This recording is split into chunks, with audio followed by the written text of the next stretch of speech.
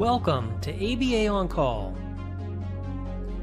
Join myself, Rick Kubina. This is the maturing of our science that can be done, and Doug Kostewicz. It is so powerful to be able to convey numbers rather than the subjective nature of words. For thought-provoking conversation.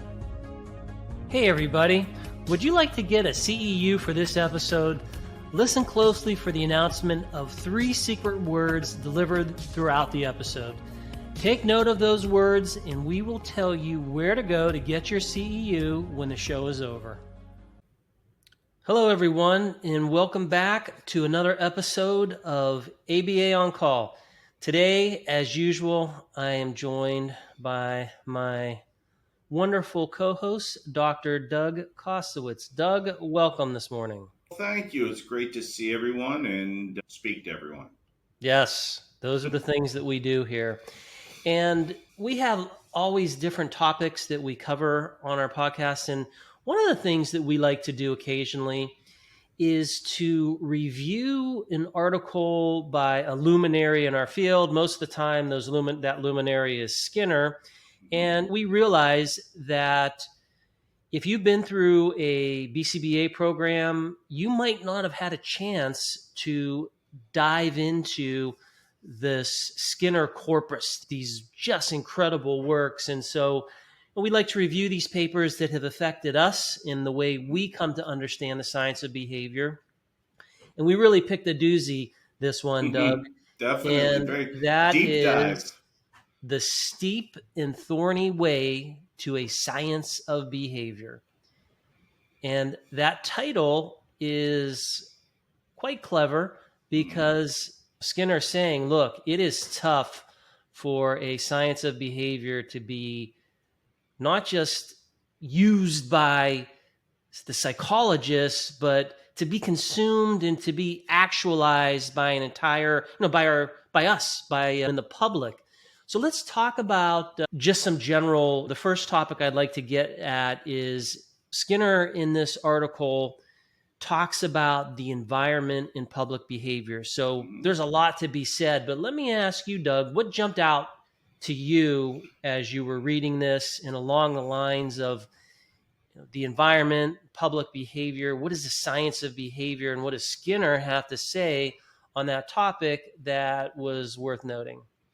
First off, as he said many times, he talks about inner and outer behavior. I know that you mentioned public, but understanding the role of environment, one of the things that really jumped out at me early was as we're moving towards this science of behavior and understanding, he looks at other fields and usually the instinct is to dive within to figure out what's going on without.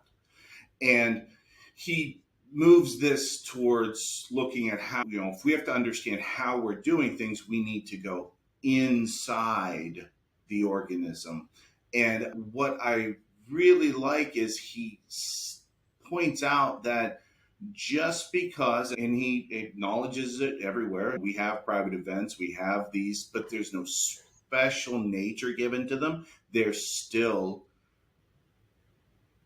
dictated by the environment around them. And he goes on and talks about how you can be mistaken and misled by our privileged position of understanding or thinking we understand what goes in ourselves and inadvertently ignore what's going on around us and the role of environment, which includes history, etc.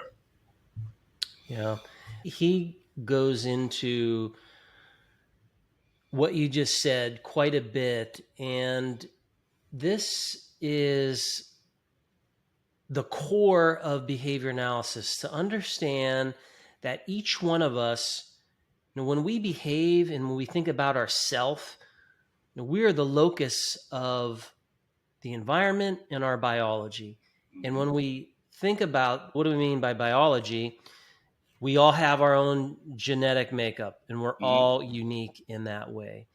And we also have, when we talk about the physiology, what's happening right now? What is the current physiological state. And that's going to always intersect with the environment, which, what are the prevailing conditions that are going on in your world right now?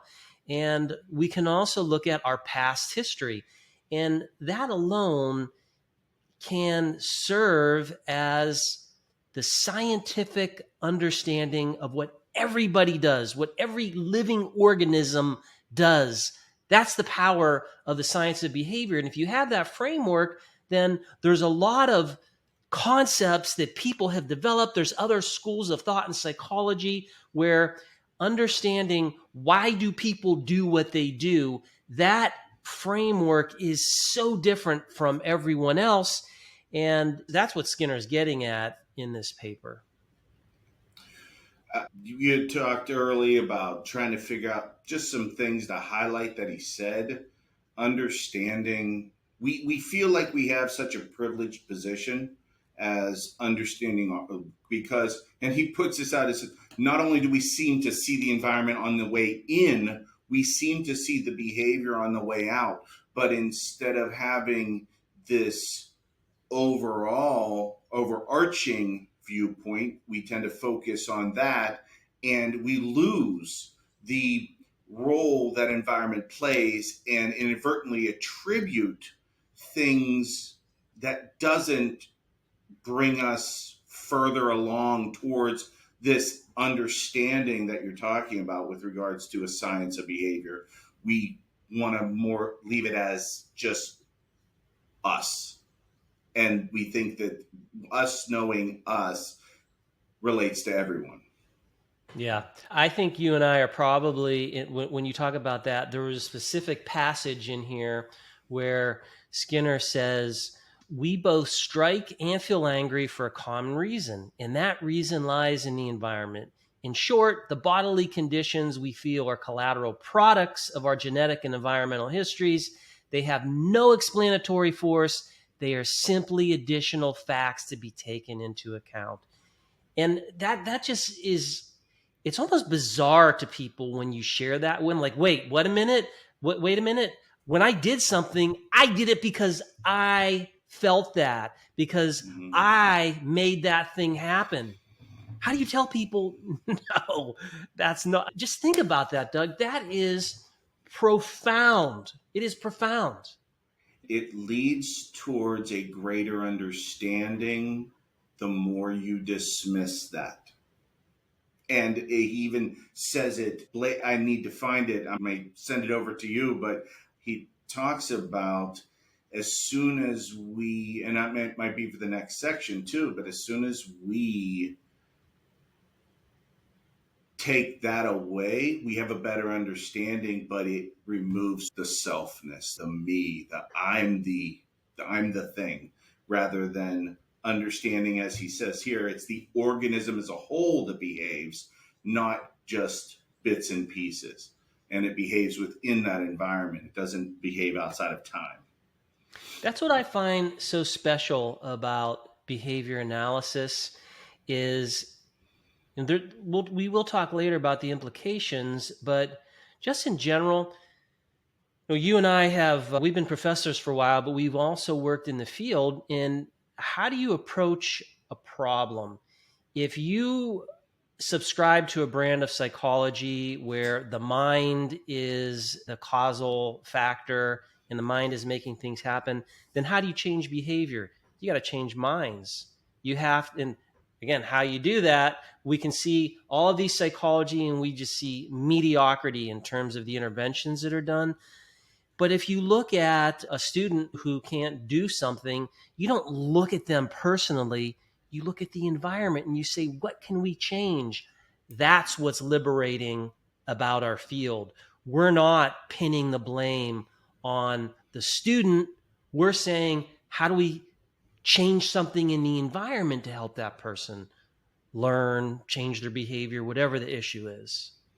Because when we sit down, and he makes that statement, when we sit down, if our approach is to turn in, right? That, and he uses the example of a philosopher. He gets at his desk, he asks himself what he really knows about himself in the world. He goes to his own experiences, his own reactions, rather than, as you say, helping others by looking what's going around them and being objective as possible. And so that's one of the major reasons I'm a behavior analyst, is because it is so enabling in helping of others. Yes, and just the viewpoint in general is a great thing. Yeah, this paper gets a lot at the difference between public and private. And if you are a radical behaviorist, you don't object or you don't discount the fact that we have thoughts and feelings. If someone cuts me off when I'm driving, Doug, it pisses me off. No? It does. And when that happens, I'm a human. And that, if you're listening to this, maybe you have similar feelings, and maybe there's other things that come to annoy you or whatever emotions you're feeling. We don't discount that. It's part of understanding that we are humans, but you have to put it in context of this, this field, and understanding as a behaving organism, what role does that play? And I guess we can talk more about this soon, but one thing I have come to also appreciate is, although we're talking about the science of behavior, its implications, and what does it mean, it in no way cheapens the human experience that we all have. And it is this science that if we could adopt it and we could get more of its principles in, we'd have a better society. That's my humble opinion. I think that's a good segue. But before we go into the second part, I think we ought to give them the first of 3 secret words. The first word is keyboard. Keyboard. We're going to talk a little bit about determinism and the individual. And to get this started, I just wanted to read a little bit about what Skinner talks about. He said that we are more likely to give a person credit for what he does if it is not obvious that it can be attributed to his physical or social environment, and we are likely to feel that truly great achievements must be inexplainable. Now, the more normal what happens, it's easy to analyze. But if it's hard to see, then there must be something amazing. What I take away from that is it's convenient to analyze behavior. That's easy. But the science of behavior is so complex that the rules just don't apply under normal conditions. They apply under all conditions. And understanding that we're behaving organisms within that environment, and behavior is dictated by that environment, stands for everything. Yeah. Skinner, when this article was published in the American Psychologist, but I think it came out, this might be a reprint, and it came out in 73. Mm-hmm. But this was on the heels of Skinner writing Beyond Freedom and Dignity. And if any of you haven't read that book, like, Skinner wrote a couple books in the 70s that were very impactful, Beyond Freedom and Dignity and About Behaviorism. And, these works were him going out, trying to write, being like a Carl Sagan and trying to be a popularizer of behavior analysis. And in that book, Beyond Freedom and Dignity, he talks about this at length. Yeah. And just to give an example, let's say that you are in a preschool and you saw a child that was painting, and one child literally was just copying what the next child did next to him. You'd be like, to your point, that's not very creative. Whereas another child, if all of a sudden they started doing things that were very novel, you'd be like, whoa, that child is really creative. And that's what we mean when we do this in all things. The more mysterious it is, the more difficult it is for us to explain, the more we look at it as this mystical thing. Oh yeah, that's evidence of whatever, the person being a creative force. But when we put the lens of science of behavior to it, and Right. we can explain that, then all of that goes away. And us as individual creators, and this applies to anything, to art, to the things that we're doing. And this gets back to what we were just saying. That could be deflating for some people because you want to be like, oh, look at this thing that I did. Whereas what accounts for that? No, we a science of behavior is not easy. It is elegant. It is complex. It is difficult. We don't get to see everything. We deal in probabilities, not Yeah. exactness. But we don't like that in society. We don't like to deal in probabilities. You see how various sciences, if they say 90% or 99%, the society doesn't want to hear that. They want to hear it's either going to happen or it's not going to happen. It's either going to be 100% cure, etc. And that's not the way science works. And so there's that side. We want 100%. He also goes on, like you just said, the difficulty is that if the credit due a person is infringed by evidences of the conditions in which his behavior is a function, then a scientific analysis appears to be an attack on human worth and dignity. And that's couldn't be farther from the truth. Yeah. Wow.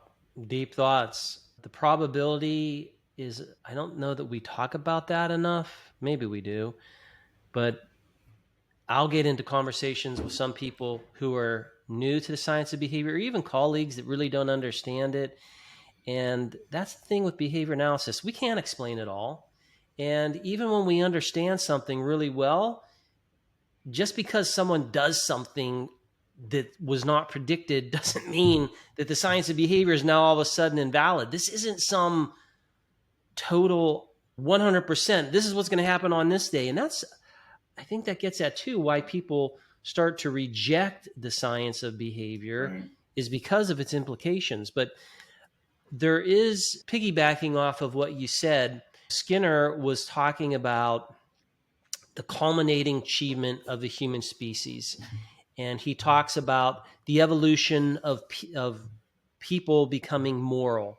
Mm-hmm. And what people will often think is, how did morality develop? Morality developed because we were back in hunter gatherers and we were living this subsistence life.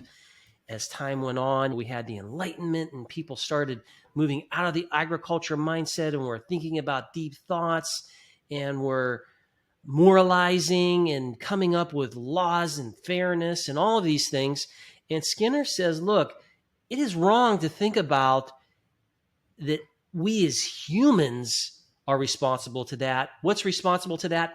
The culture was shifting.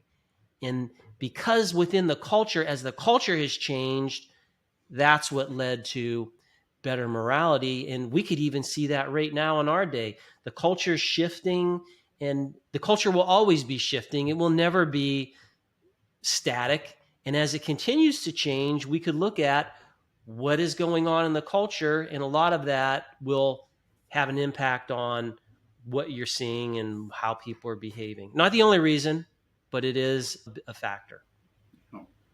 You look at all the advancements of all the different aspects of our lives. Everybody talks about it. It was worse 300 years ago. It was worse 400 years ago. It was what it was 300 years ago, and 300 years ago before that, it was what it was, Yeah. etc. And you go back, and our behaviors are interacting with different contingencies, which are then increasing or decreasing certain behaviors. And now he talks about it could be a world in which people feel freer because there's less aversive control for the behaviors that we do.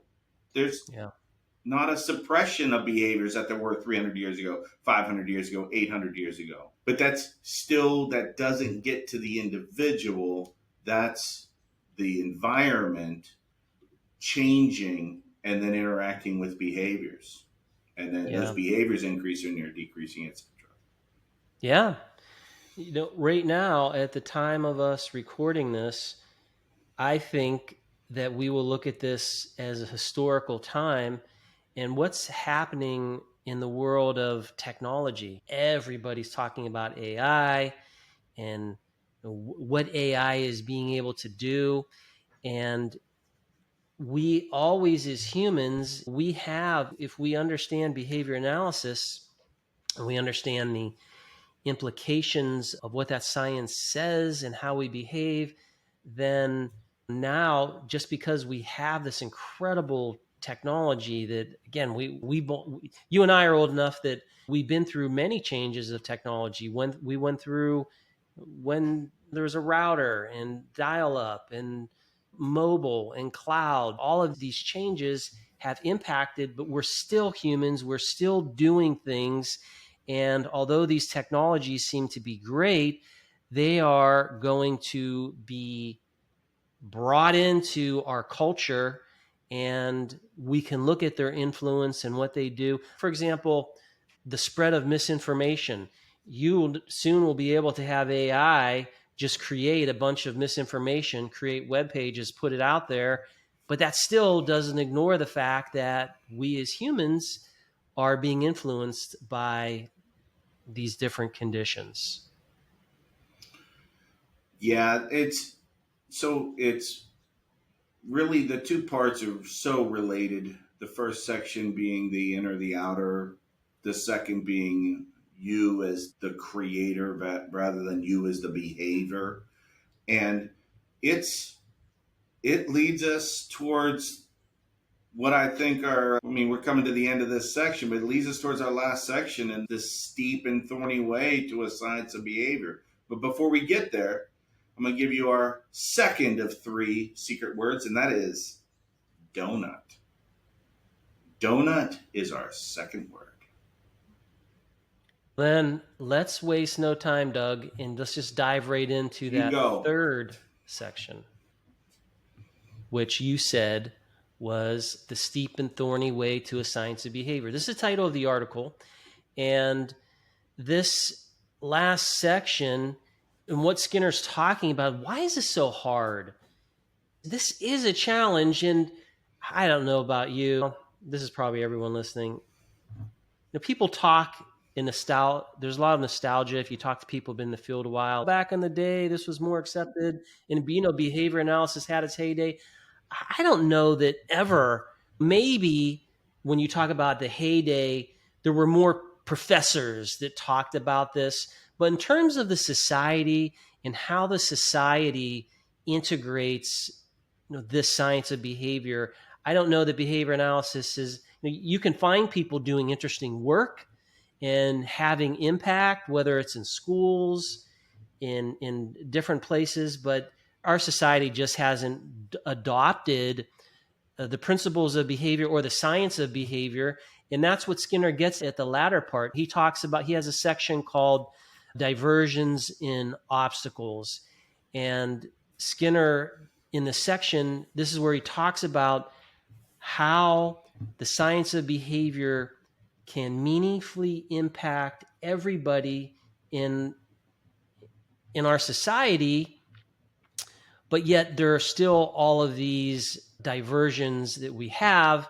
And unfortunately, some of those diversions are other schools of thought. We are just but one school of thought in terms of psychology among many.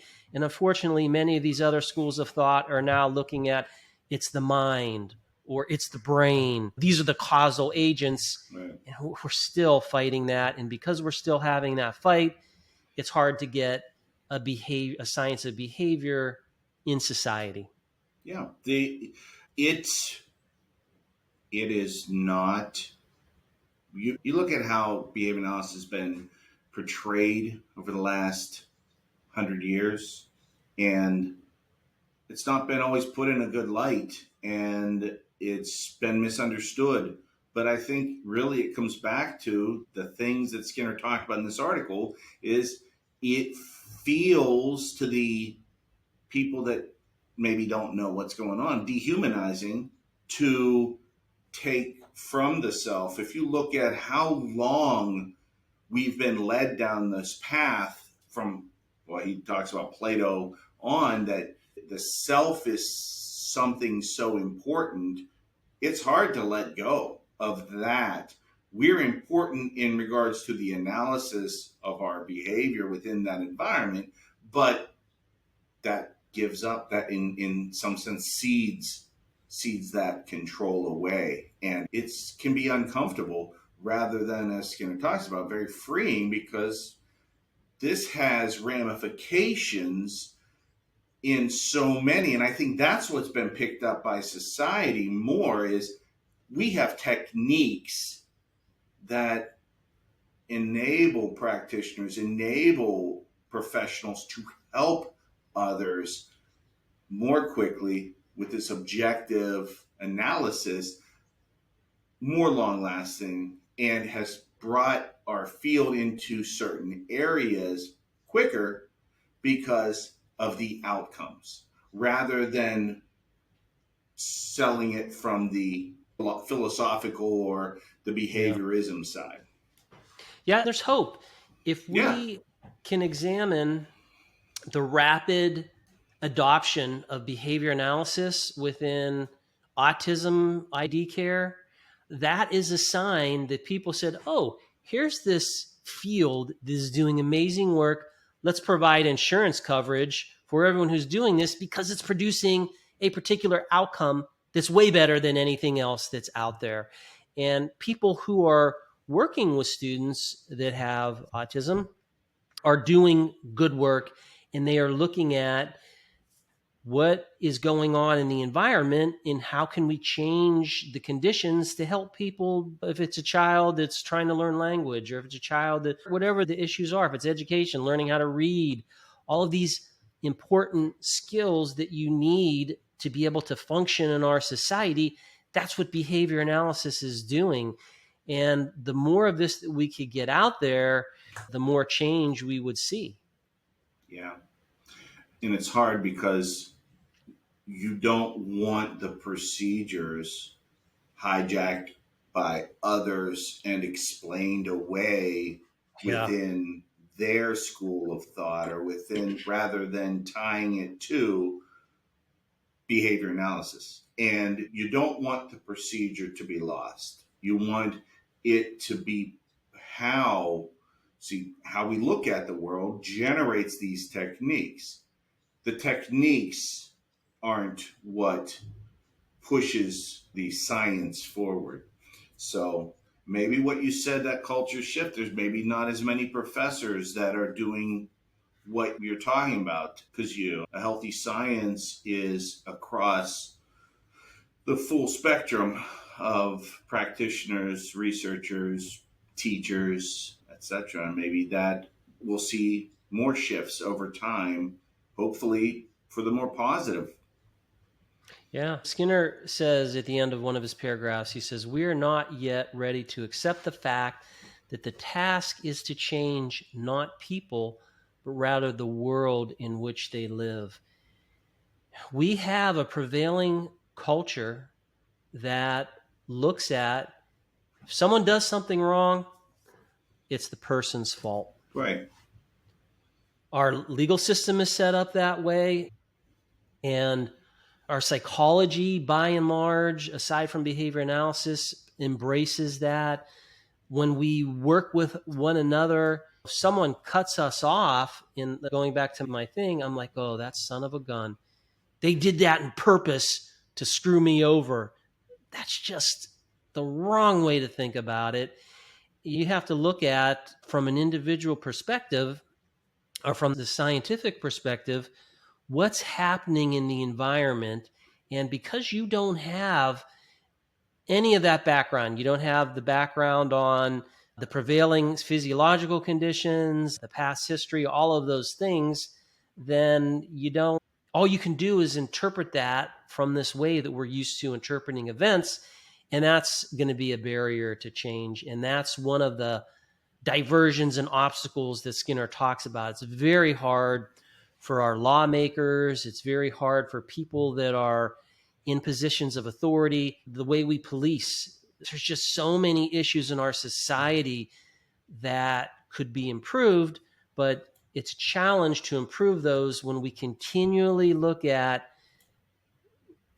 the reason why people are doing things is because they are willing them into existence. Wow, you've made it steep and thorny, I must say. Yeah, I feel like with this last section, there are things that you could just continually read and talk about, because Skinner just nails it in this paper when he talks about how do we make changes. And it's going to always be a challenge. Like, here's a challenge. Let's say that everyone embraced behavior analysis and people are like, hey, you know what? It is the environment. We need to change the environment. These are some of the criticisms of when Skinner came out in the 70s, when he wrote those books, and the same with this article. People would say, okay, if that's true, who controls the controllers? Well, there's an open question. Yep. I see that as not a logical argument. I wouldn't say it's not illogical. Maybe I would. The truth of it is that those controlling forces are always going to be there. Yeah. If you recognize that they are there and you try to use those to benefit humanity, that's what Skinner's talking about. And that's what you and I have subscribed to with this science of behavior. And how can we be better at education? How can we be better at anything? I'm going to say something. I think that we talked about this earlier. What you just stated was who controls the controller. I think that goes to our evolution as a culture. We've changed how we've approached things as a society over time, slowly.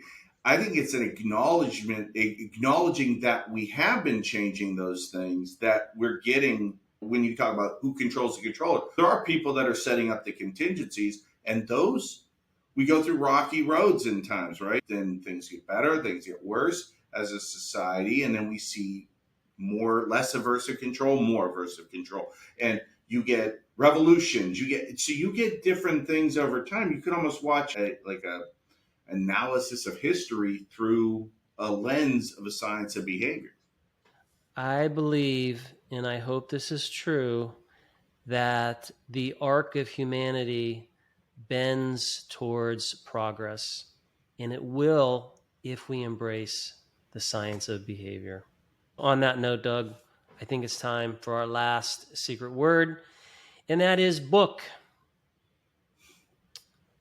That brings us to the end of our podcast. This was a fun talk. We will put this where you could find this paper in our show notes, and hopefully you all have the chance to read this article. It is a great one.